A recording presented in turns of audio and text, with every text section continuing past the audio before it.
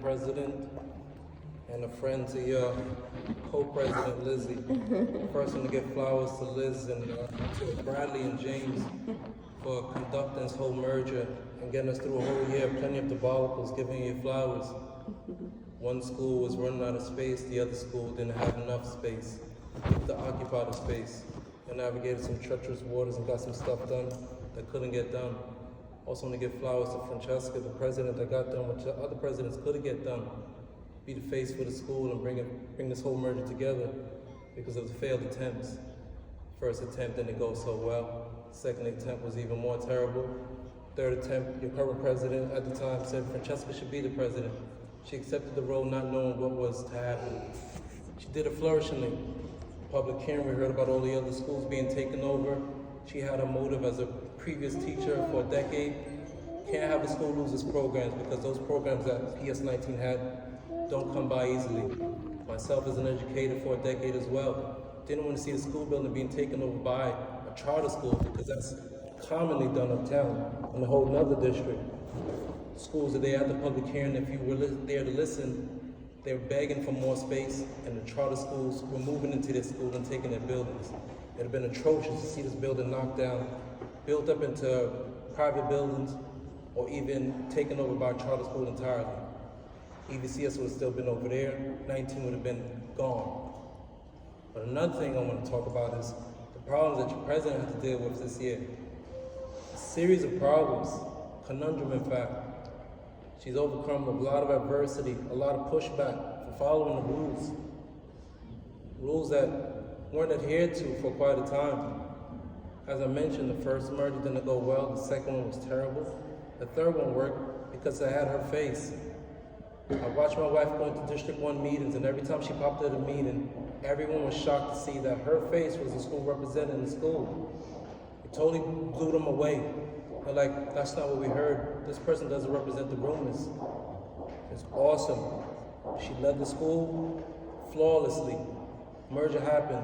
Carrie Chen and all these other district people reaching out to her, handled it with ease. Y'all did a great job preparing her and being the president. This year, as I mentioned, adversity non-stop. She took it like a champion. Would you agree?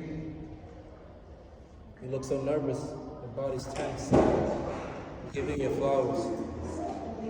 Your president, we're gonna do this.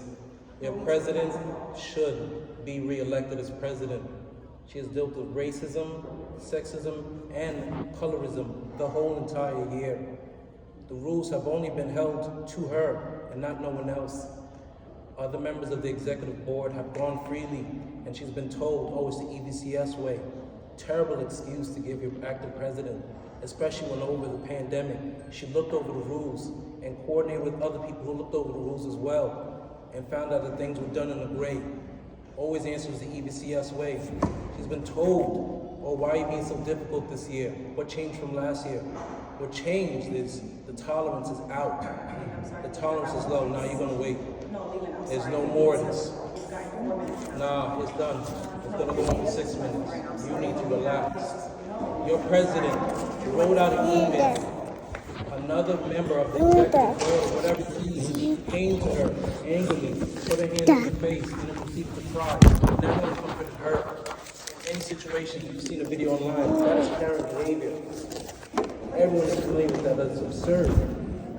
Your president has been attacked non-stop.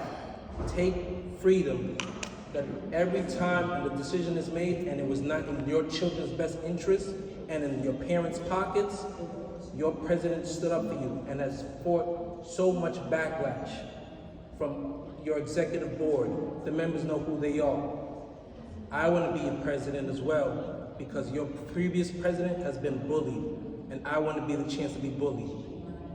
Take the bullying against me.